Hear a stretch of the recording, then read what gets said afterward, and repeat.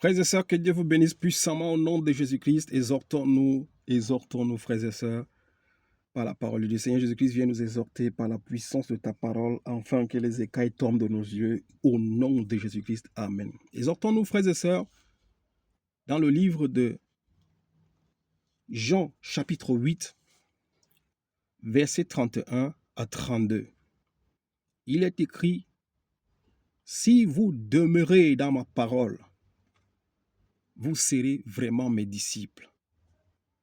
Vous connaîtrez la vérité vous affranchira. » Frères et sœurs, si nous demeurons dans la parole de Dieu et de notre Seigneur et Sauveur Jésus-Christ, cette parole qui est Jésus-Christ, nous serons vraiment les disciples de Jésus-Christ. Nous connaîtrons la vérité et la vérité nous affranchira. Frères et sœurs, la volonté de notre Seigneur et Sauveur Jésus-Christ est que nous soyons des vrais disciples pour profiter les fruits dignes d'être un disciple, les grâces, les biens qui accompagnent les disciples. Mon frère, ma soeur, la vérité est là, elle n'est pas loin, elle n'est pas de l'autre côté de la mer, elle n'est pas dans d'autres cieux, mais elle est à côté de toi, ce livre de vie. Tu marches d'église en église, tu entends qu'il y a un prophète là-bas, tu suis, tu entends qu'il y a un pasteur là-bas, tu es parti, tu entends qu'il y a un bishop là-bas, tu es parti.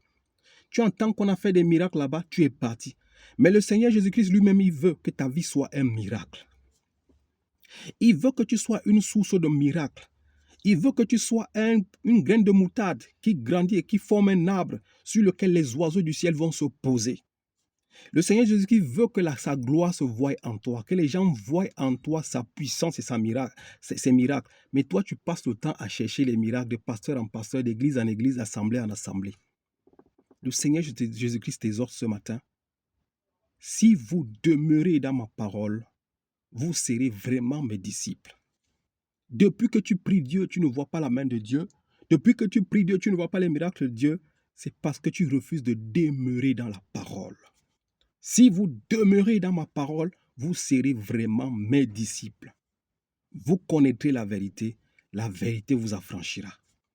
Si tu demeures dans la parole qui est vérité, vie et esprit, t'affranchira.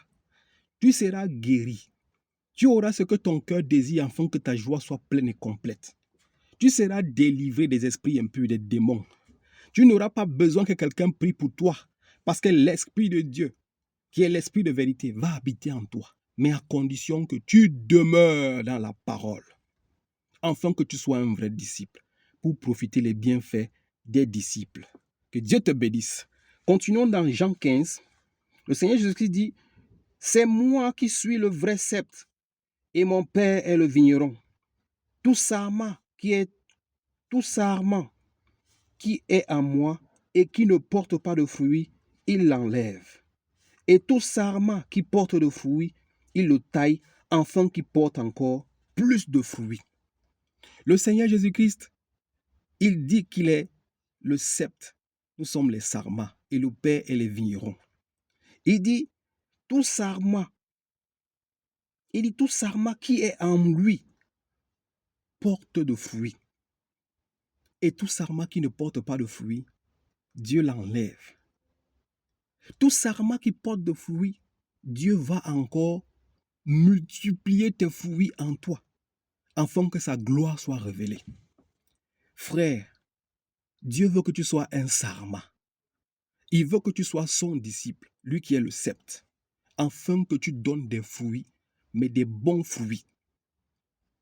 Dieu va encore émonder tes fruits, afin que sa gloire soit révélée, mais à condition que tu sois en Jésus-Christ, à condition que tu deviens son véritable disciple, afin que tu connaisses la vérité et que tu sois affranchi. Je continue la lecture. Il dit ici,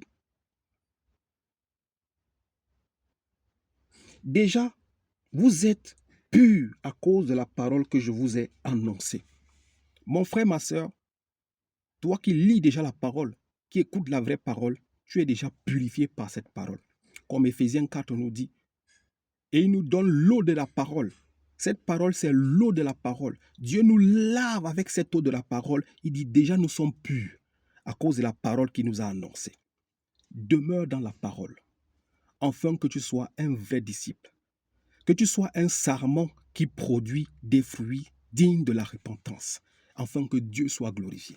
Dieu ne veut pas que tu commences à tambola, que tu commences à marcher, tu commences à traîner partout, d'église en église, d'assemblée en assemblée. Mais il veut que tu sois un arbre qui produit des fruits, mais en demeurant dans sa parole et en la mettant en pratique. Je continue.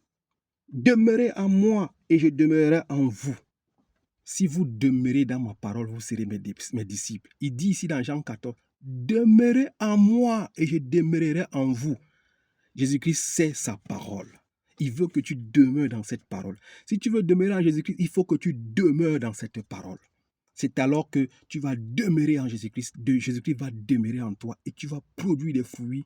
Et Dieu va émonder tes fruits afin que tu produises encore plus et que la gloire revienne à Dieu. Gloire à Dieu. Déjà, il dit ici, demeurez en moi et je demeurerai en vous. Le sarment ne peut pas porter de fruits par lui-même sans rester attaché au sceptre. Tu ne produis pas de fruits parce que tu n'es pas attaché au sceptre qui est Jésus-Christ. Depuis que tu pries, tu n'as pas de fruits parce que tu n'es pas réellement un disciple. C'est pour ça que tu ne connais pas la vérité. Il faut que tu demeures en Jésus-Christ en t'attachant à sa parole. Tu ne peux pas produire des fruits. Tu ne peux pas vivre la puissance de Dieu, la guérison de Dieu, si tu n'es pas attaché à sa véritable parole. Tu ne peux pas. Qu'on ne te mente pas, on te dit donne 1000 francs, donne 500, je vais prier pour toi. C'est le mensonge. Tu n'es pas attaché au sceptre. Tu n'auras pas les fruits du sceptre. Tu n'auras pas les fruits du maître parce que tu n'es pas son disciple. Je continue la parole ici. Demeurez en moi et vous le sarment ne peut pas porter de fruits par lui-même sans rester attaché au sceptre. Il en va de même pour vous. Si vous ne demeurez pas à moi, je suis le sceptre, vous êtes les sarments. Celui qui demeure à moi et en qui je demeure porte beaucoup de fruits, car sans moi, vous ne pouvez rien faire. Celui qui demeure en Jésus-Christ et en qui Jésus-Christ demeure porte beaucoup de fruits. Les gens verront en toi la gloire de Dieu. Quand Moïse sortait de la présence de Dieu, on ne pouvait pas regarder le visage de Dieu parce qu'il avait une lumière éclatante qui était en son visage. Quand tu es dans la présence de Dieu, les gens vont voir en toi la puissance de Dieu qui va se manifester. Demeure en Jésus-Christ, tu vas produire beaucoup de fruits. Si quelqu'un ne demeure pas à moi, il est jeté dehors comme le sarment. Il sèche, puis on le ramasse. Les sarments, on les jette au feu. Ils brûlent. Si vous demeurez à moi et que mes paroles demeurent en vous, vous demandez ce que vous voulez. Et que mes paroles demeurent en vous, vous demanderez ce que vous voudrez et cela vous sera accordé. Si tu demeures en Jésus-Christ qui est la parole, en méditant, en te purifiant, en te sanctifiant par l'eau de la parole qui est sa parole, le Seigneur Jésus-Christ va demeurer en toi. Tu seras réellement son disciple. Tu connaîtras la vérité t'affranchira. Il dit, vous produirez beaucoup de fruits et tout ce que vous demanderez au Père, il vous l'accordera. Parce que tu es attaché, tu es lié au Seigneur Jésus-Christ. Comme sa parole dit, ce n'est plus moi qui vis, c'est le Christ qui vit en moi. Dieu est venu afin que nous soyons dans l'abondance. Il dit dans sa parole qu'on prendra même le peu à celui qui a peu, on donnera plus.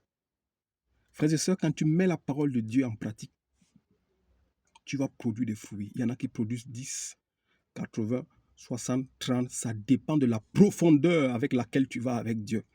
Ça dépend de ta relation que tu as avec Dieu. Que Dieu vous bénisse. Au nom de Jésus-Christ. Amen.